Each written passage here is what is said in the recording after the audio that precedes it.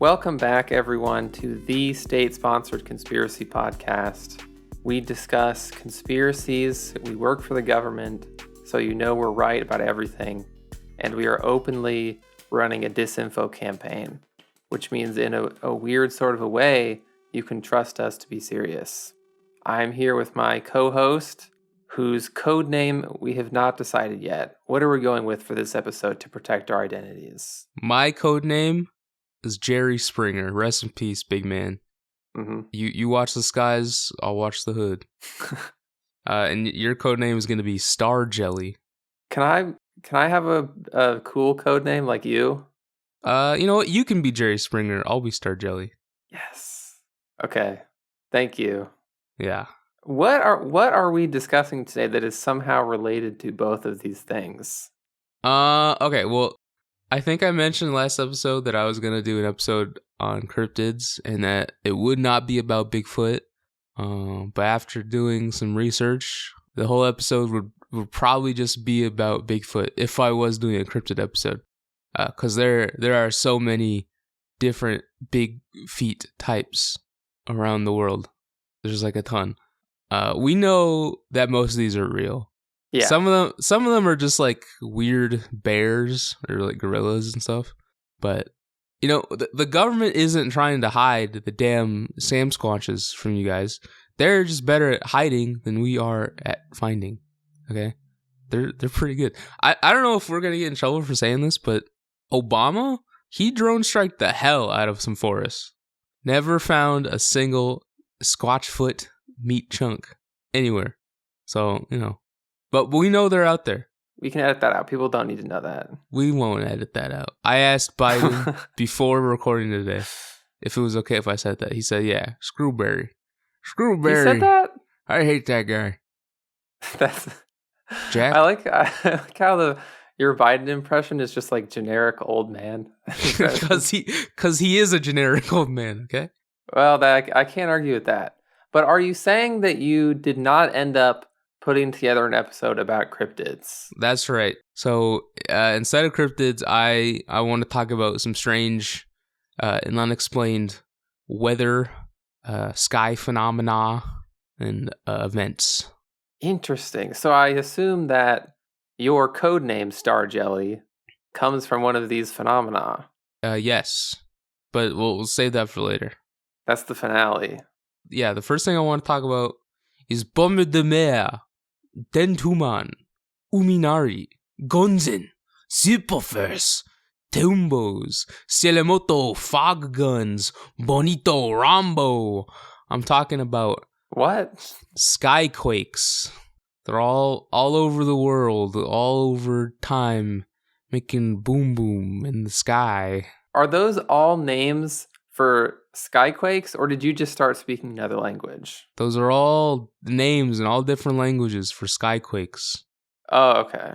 Which are just big noises in the sky that are unexplained. Okay, I once went on like a YouTube rabbit hole of videos that are just like strange noise at night in Philadelphia or on like this street. And it's just some random phone video of some guy like standing by his window recording, and there's suddenly just a big like in the distance. And they freak out, and then everyone in the comments is like, wow, like what could it be? Like, that's so crazy. Oh my God. And I was like dying laughing, like watching this, because people are freaking out and it's literally just like distant sounds. It was the funniest thing ever to me. Yeah, I listen to a lot of recorded skyquakes, and they don't really have like a constant sound or quality between them. I heard like hums, like vibrations, I heard rumbling, I heard like booms, like explosions, everything in between. But they're all just like loud, strange noises. There's a lot of like explanations out there for what skyquakes are. Coronal mass ejection, like the sun's spitting, underground gas escaping or, you know, combusting somewhere. Underground cave-ins, magnetic resonance, so maybe the earth is just ringing for some reason. sonic booms from jets, or just like regular earthquakes somewhere causing noise. But earthquakes don't really cause noise usually. I always thought when I would hear, because like I've heard things. I'm a person. He's heard things. I thought I always assumed it was like some sort of distant like industrial activity. Yeah, me too. A lot of the stuff that I heard was like pretty clearly just like planes or construction somewhere. So some of the videos I saw were just dogs howling. Like I feel like people somehow get through life without hearing like some sort of really common noise, and then they hear it for the first time. They're like, "Oh my god, the sky is quaking!" Like man who has never been to a construction site before, like hears a crane and like panics and thinks it's an alien. Yeah, I mean, I saw one that was literally just the sound of a pipe scraping against the ground. Like I heard the sound and I could clearly imagine what was going on in my mind. It's like, how are you not getting this? That's funny. I guess you have to be very paranoid to hear a sound and think that it's some sort of unexplained skyquake. Yeah, I mean, I guess I know where they're coming from. Every time I move houses or like apartments or something, you have to get used to like all the new noises you hear. Like, oh, there's planes fly over where I live now, or like, oh, there's a train in the distance. Oh, there's a highway somewhere. So I don't know. Maybe people are just. It's kind of stupid, but like understandable. It is kind of like I can understand it as well, because I am actually extremely jumpy. Like if anything at all like appears, I've literally been like scared by my own shadow before. So I do understand where they're coming from. Yeah. Back in the 70s, one of these events happens somewhere in like, I think it was like New York or New Jersey, and everyone's like, "What the hell was that?" But like a bunch of people heard it. So the Department of Defense, they got the Naval Research Team to like look into the event, and so they asked like everybody, "Hey, did you have any stuff going on that may have caused a loud noise?" They asked so many people. There's a whole document you can look up on this. They ruled out like explosions, quarries, like oil exploration teams, other like government R&D departments. They even asked the military, but in the end they did determine that it was just sonic booms from jets. So the military was just straight up being stupid. They're like, "Hey, alter your flight path. Maybe don't do crazy maneuvers right above cities so you cause sonic booms down there." So that's one solved out of like a billion. So the military didn't understand that every sonic boom leads to like 100, deeply paranoid people like having a heart attack. Yeah, basically. They said, yeah, we weren't really doing anything that day besides, flying high performance aircraft. But yeah, skyquakes, if there was a real consistency to like when and where they happened, or like what it sounds like or how loud it was, I feel like we'd probably get it figured out. But it's it seems to be like sort of just a general term for loud noise that I don't know what it is. It's kind of like a UFO in that respect. Unidentified auditory object, yeah. Yeah, just I couldn't tell what it was, so I'm just gonna go with alien. I'm just gonna go with skyquake. And you know what? Sometimes it is aliens, all right? We'll edit that out. We don't have to. We've already admitted to aliens before. Here's what I'll say. This has been my most recent skyquake. I watched The Ninth Gate last night, which is not a great movie. But then I was laying in bed and I was awoken by the sound of my creaking door settling. And I basically had a heart attack thinking that Satan was coming to kill me. Is that a skyquake? No. That's paranoia. Oh, is there like a cure for that? Can you help me? I think you should see a psychiatrist.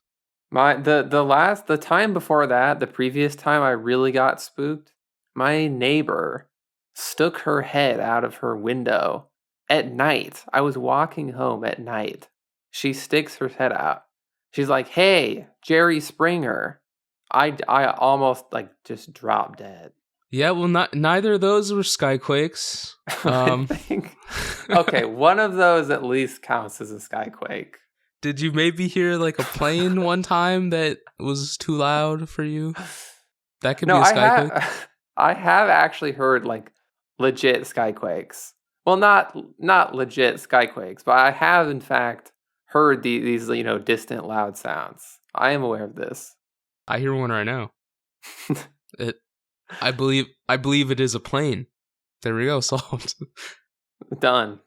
The next thing I want to talk about are ghost lights, atmospheric ghost lights.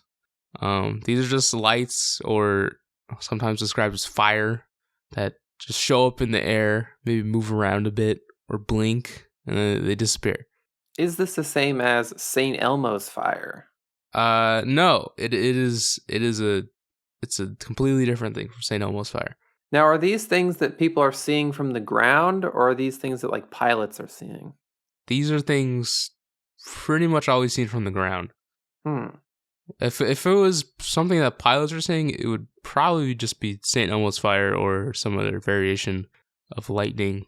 But ghost lights have been around for like hundreds of years at least. They're described all over the world. They think they're spirits or omens or UFOs, if you're a rube. A lot of the recurring ones have been explained, but there are a lot of one-off, accounts of ghost lights, especially from Japan. They had a yokai name loaded up and ready to go for literally anything. Yokai? Yeah, like basically Japanese cryptids. They just assign like any sort of phenomena. They just assign it to like some sort of mystical stuff going on, like a spirit or a monster. My friend was telling me about a Japanese cryptid that's essentially a fat lizard with no legs. Have you heard of this? Are you talking about a snake? No, this is different. The Tsuchinoko. Yeah, the Tsuchinoko, the fat little lizard. It's a snake that's fat. It's a snake. It's a fat snake at the end. It's like the lamest cryptid ever, essentially. It's pretty bad. They have worse. They have less interesting cryptids. I mean, I don't think any of their cryptids are like uninteresting, but there are definitely lamer looking ones. Wait, what is a lamer looking one than just the Tsuchimoto? I mean, there's one that's just an umbrella. It's an umbrella with an eye. What is that? Sometimes they had umbrellas that would come to life. So their cryptids are just like Pokemon, essentially. Yeah, that's the whole point. I mean, I guess all cryptids are kind of Pokemon-esque. You gotta catch all the Sasquatches. Well, I guess I kind of derailed you here because you said we're not trying to talk about cryptids here. We're trying to talk about ghost lights.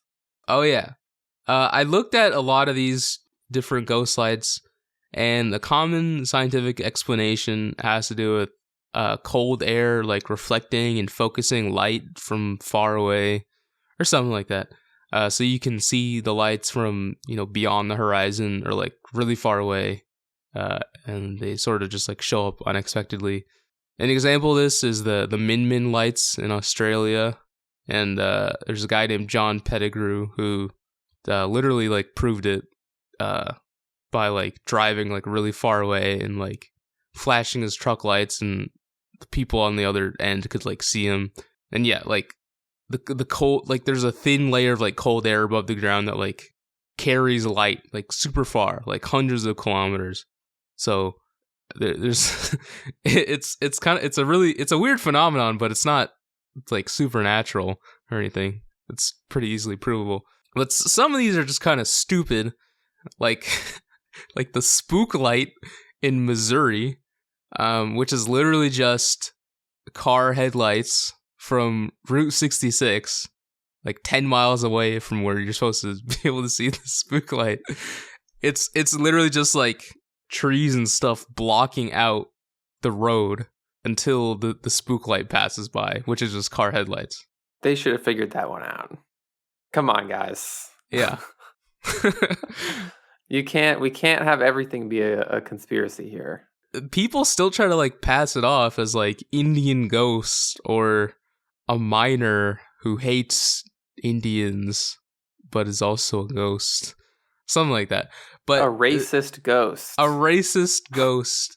But you know, these spook lights didn't even happen until the road was made, so it's you know, pretty obvious. Wait, why would it be a racist ghost necessarily? Oh, because the Indians kidnapped his children, so he's a spirit of a miner who's looking for his kidnapped children.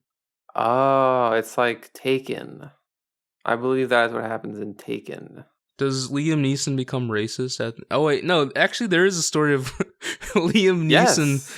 Yeah, Liam Neeson's friend got like assaulted or whatever by like black guys, and then he said he went out with like a pipe or something. Yeah, like looking for like a black bastard to try him or whatever. But then the rest of the story is that he later stopped being racist. Yeah. I don't think that was a bad story to tell. I mean, no, but again, that's not the movie. That's the real Qui-Gon Jinn. We all know Qui-Gon Jinn was not racist. No, towards humans, anyways. Was he racist against the Gungans? The Gungans. That's what Lucas calls them in the behind the scenes. This episode of state-sponsored Conspiracy Podcast is brought to you by the Federal Drug Administration. The FDA would like to remind all of our listeners that if you have been prescribed antidepressants, anti-anxiety medication, antipsychotics, or mood-stabilizing drugs by a doctor, then you need to take them now. And by now, I mean now. Not tomorrow, today. Not when you feel like it, not when you have work to do. Today. Lack of medication is strongly associated with belief in conspiracies, aliens, and a growing sense that your friend on Discord is really onto something. Before you get carried away and get into a lengthy Facebook argument that will get you fired from your job teaching 4th grade, you need to take your meds now. Thank you. Some of these ghost lights, some of these one-off ghost lights may be in fact a product of a ball lightning. What do you know about ball lightning? I know that it is also what UFOs are. Maybe, sometimes. Ball lightning it's a ball, first of all. Okay.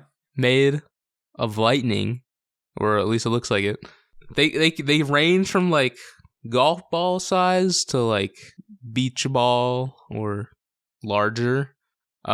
They usually like move around through things, like hit things, bounce off of things, or they just like cover in midair. I think I saw ball lightning one time, probably Really? like 5-6 years ago. I saw it out my window. It was above the road that was perpendicular to my house, but yeah, it was just like hovering there. It wasn't moving, but it lasted probably like 20 minutes. But all these other accounts I've seen, I think they only last like a couple seconds to like maybe a bit more than a minute. So maybe it wasn't ball lightning. Maybe it was something else. Maybe that was the UFO. Yeah, maybe there's just a real UFO. I don't know. But there's all sorts of accounts from people. Tsar Nicholas II, Aleister Crowley, all these people saw him. Sometimes it'll bust through windows. Sometimes it'll just like phase through windows. There was an account of ball lightning just coming down like a chimney. A lot of times ball lightning is like described as like a fireball. That's wild. The sky just casts fireball at you into your house. Yeah, it kind of just like forms a fireball and then spits it out. But sometimes they just like kind of appear in midair and just like go nuts. Is there a way to block or dodge this? If you're wearing a fully rubber suit, I believe you are able to. That's the only counter I have against this attack. It's about as rare as like human combustion, spontaneous combustion, which is also crazy and unexplained. Look, the stuff we're talking about, folks, the government doesn't even have answers to this, all right? We don't know what ball lightning is. We don't know what spontaneous human combustion is. It's funny you mention human combustion, because I've been watching the Ken Burns Prohibition documentary, and in order to get people to support prohibition, all the like prohibition people, they made these like textbooks that they got into schools, and like one of the supposed dangers of alcohol that was in these textbooks was you would just combust. If you drank alcohol, it's combustible, so you will become combustible, and you might just explode if you go down to the old-timey saloon and have a few too many. I believe it. Well, people believed it then too, and then they banned alcohol. Never touch the stuff. I don't want to explode. Yeah, like that was like a real conversation that was happening in like the 19th century. Anyways, all of the explanations for ball lightning, they're all really boring scientific stuff. One of these, however, was really interesting to me. The University of Innsbruck suggests that certain types of lightning strikes can make visual hallucinations that look like ball lightning. So if lightning strikes occur like near you, then they can cause your neurons or whatever to fire, and it causes like magnetically induced hallucinations, which is yeah, really weird. Because humans have like a magnetic field. Yeah, human eyesight and like perception is all just like, it's basically all just like hallucinations. But that was the most interesting thing I saw out of all these scientific boring explanations. Nikola Tesla just like, oh, hot gas. Wow, thanks, man. Real great stuff. What a nerd. What a nerd. But that's not the only thing to fall out of the sky. Another thing to fall out of the sky. Animals. What do you know about animals?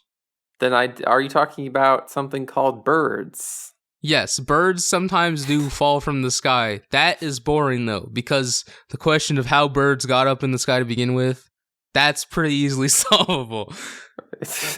Sometimes things that don't usually go up in the sky end up in the sky, and then they fall back down. You got snakes, you got fish, you got jellyfish, everything. One time, there was a Kentucky meat shower. A what now? A bunch of meat fell down in some place in Kentucky. I think that was ruled out as vultures or whatever, just throwing up in the sky, which is weird. Huh. The most like common hypothesis for what causes this is like tornadic water spouts. So just like tornadoes happening in the ocean and lifting up animals and then depositing them somewhere. But scientists have never seen this happen. So, wah. Here's what I'll say about this. When I was a child, I was out in my backyard and I moved the garbage bin for some reason. And there was a dead bat underneath. And I was so freaked out because I'd never seen a bat up close before that I ran back inside. Is that connected to this somehow? Well, bats can fly, first of all. But why would the bat be on the ground? Because it was dead, like you said. Dead things don't fly. So there's no conspiracy when it comes to bats and birds. But what do the crazy people think is going on with the snakes and the meat showers and the cows and such? Well, there is a recurring event of this that happens in Honduras called Aguacero de Pescado, translating to downpour of fish. Basically, like every year, up to like 4 times, fish will rain down or wash up. I don't know. Unclear. Huh. And so they're just getting blown in.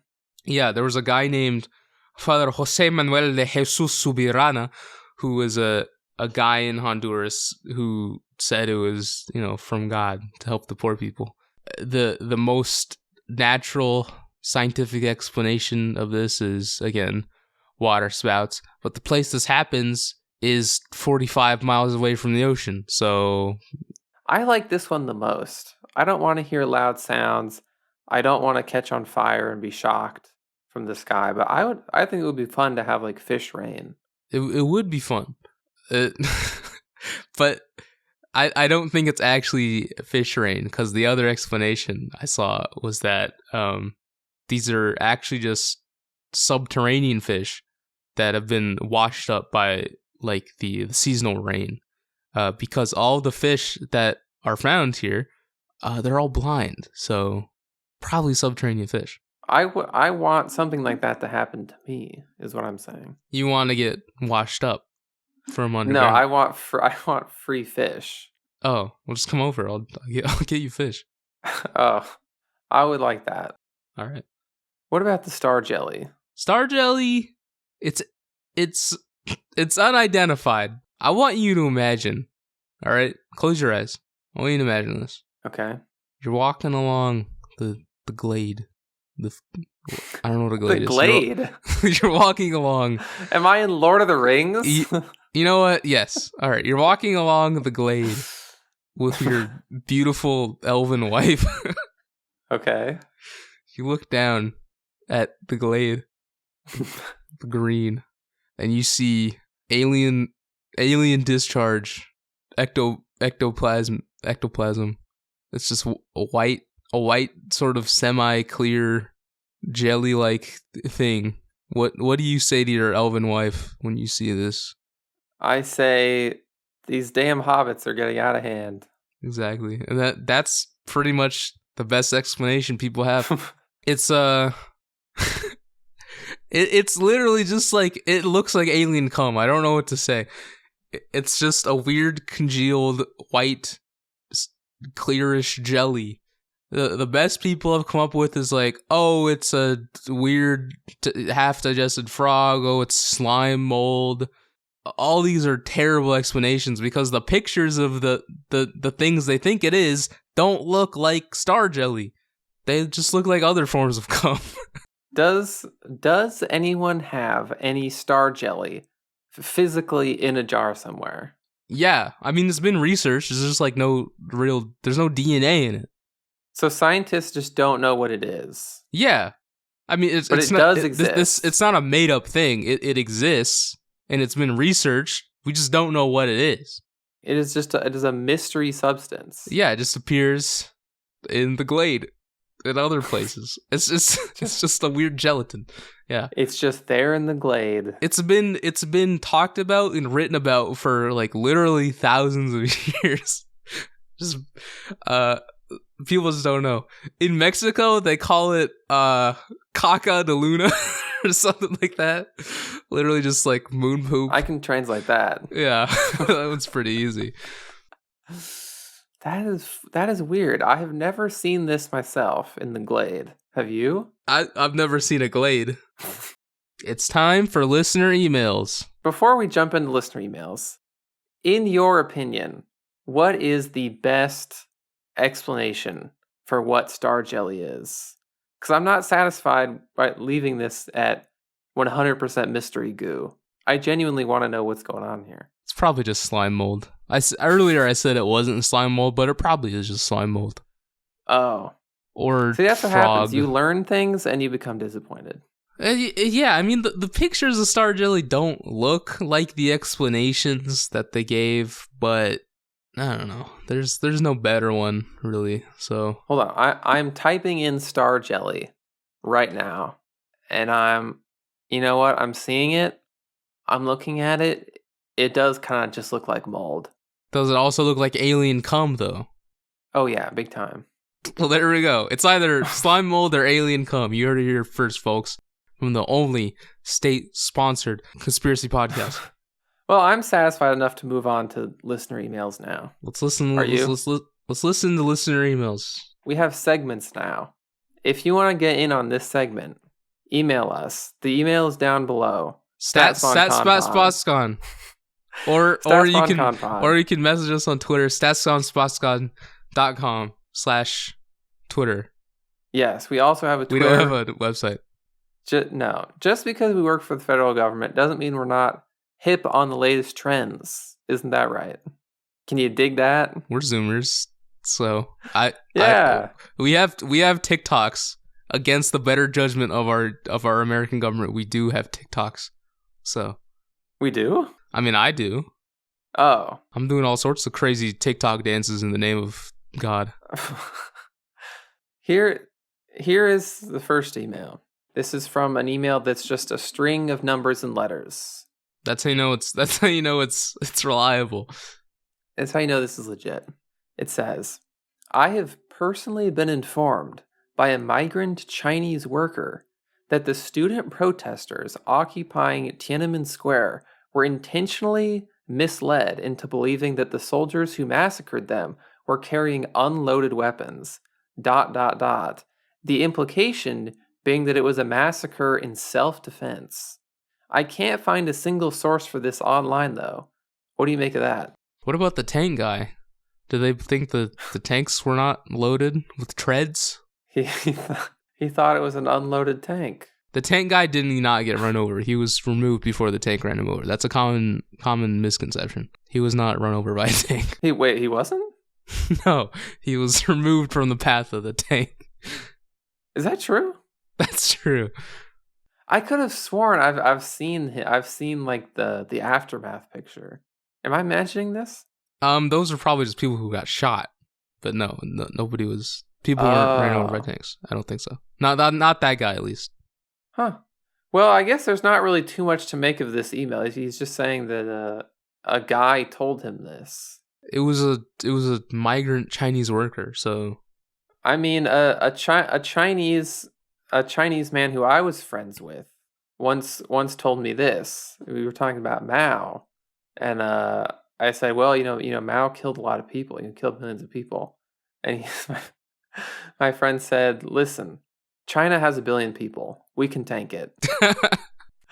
Yeah, you lived in China for a summer. I went to China for like 2.5, 3 weeks, and I went to Tiananmen Square. But yeah, I went to like some areas where there were basically like no white people ever. So like little kids would come up and take pictures of me. Did anybody try to kill you for being white and American? No, not that I know of. Unless they tried to shoot me and they like missed, and I never even noticed. You probably got cancer from the smog or something. It was, I will say, Beijing definitely has a very bad like smell. I will say that. Like the air quality is noticeably pretty bad. Chinese food smells good, tastes good. It's my favorite food. You need to tell me all that Chinese food? They have a whole country of Chinese food. You're going to tell me it smells bad? Absolutely not. The food smelled great and it tasted great. And I watched people smoke in the kitchen as they made it. Which was... That's how you know it's bussin'. I know. I was like, that's how you know this is legit. Yeah. Well, here's the rest of this email. I can't find a single source for this online, though, so here's another wacky fake remedy instead. Ear candling. TLDR, you lay sideways, stick a hollow candle in your ear, and light the other end. And earwax is somehow supposedly lifted up into the candle. You might think this would be easy to disprove, but as the candle burns, it does partially fill up with a substance which looks a lot like earwax.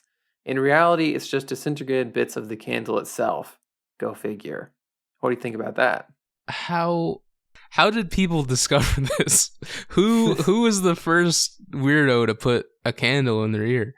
Just like, oh, my ears are clogged. I mean, not that this is real, but you know, this is a pseudoscience alternative medicine thing again. But why? Yeah. Why even try this? What's the point? Huh? Now I'm on the Wikipedia. According to the FDA, ear candling is sometimes promoted with claims that the practice can, quote, purify the blood or cure cancer. I'm getting like as mad as I was when I did the alternative medicine episode. How is suctioning out earwax going to cure your cancer, damn it? That's such a good question that these people should be asking themselves. And then it also says in 2007, FDA issued an alert identifying ear candles as, quote, dangerous to health when used in the dosage or manner or with the frequency or duration prescribed, recommended, or suggested in the labeling thereof. Since the use of a lit candle in the proximity of a person's face would carry a high risk of causing potentially severe skin or hair burns and middle ear damage. Yes. Yeah. Yeah, I mean, I know kind of the FDA and the CDC are, they're kind of like crazy person enemy number one now. But I think we can all agree that you probably should not be sticking lit candles into your ears. So, yeah, sometimes the FDA, CDC, they're a bunch of, they got to stick up their ass. But sometimes they tell the truth and they're trying to help you. Like this time where they're telling you not to stick a candle in your ear. It's not going to cure your cancer. You're going to die. I'm sorry. Now here's the second email. I won't read this one word for word because this is a big one. This is from Dan, longtime listener and supporter of this program.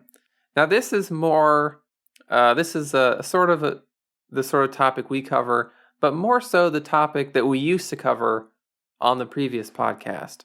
But I will bring it up nonetheless because I think it's interesting. And in this email, they essentially argue pretty convincingly that Bill Ottman's website, Minds, which is the sort of crypto-based social media company, is a pyramid scheme. And in the email, Dan says that it is dubiously useful. He says, you pay money to enable content monetization. How does that make sense? If the ads are making money, why can't the company just expand their cut of that instead of charging a flat fee outright? So there is heavy upfront cost for the implied promise of future profit, which often never materializes, which is, of course, a hallmark of a multi-level marketing scheme. On the Minds upgrades page of this amazing social media platform, which looks a lot like Twitter. Yeah. So basically, if you want to be one of these pro users who can have the monetization, you have to pay $40 a month, which is a lot of money. Yeah, I don't know if I would pay this site a single cent because I opened Minds.com. I see racist posts, and then I see sleeping baby donkeys. Aw, really cute. See some capybaras. Next post, celebrate the beauty of our race. July is White Pride Month. Oh, and then more racist posts, more animals. Yeah, that's pretty much all it is.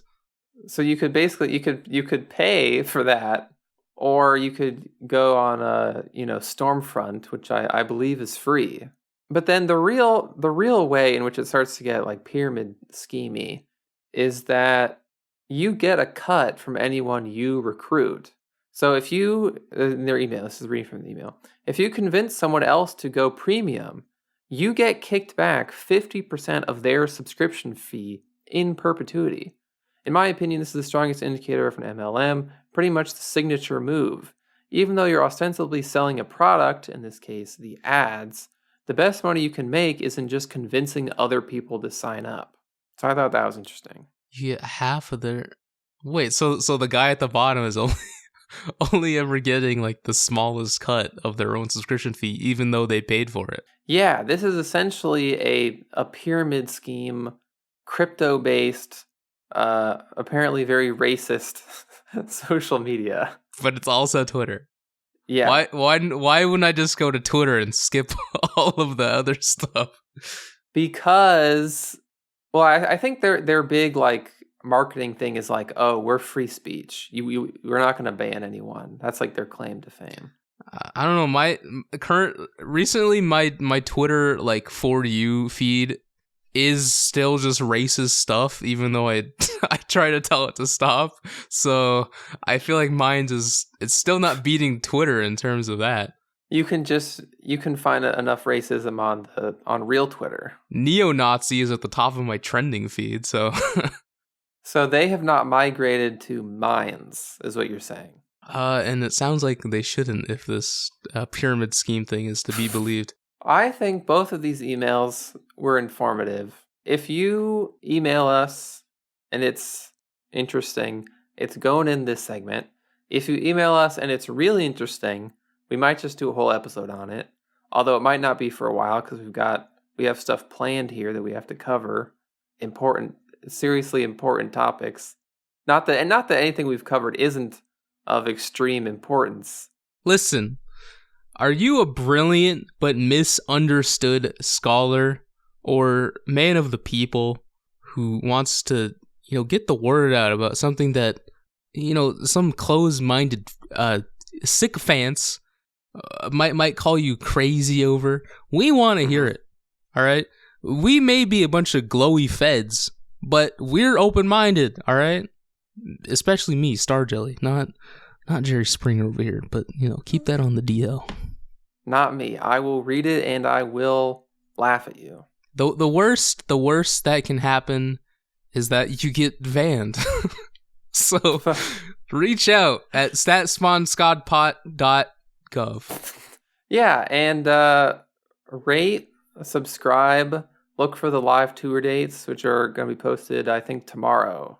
We'll be performing at the Tacoma Dome, and then I think the week after that we're at Madison Square Garden. So we have a lot of dates, a lot of locations. So just subscribe to the Twitter, so you can catch those. I think that's everything. Catch you on the flip side, dog.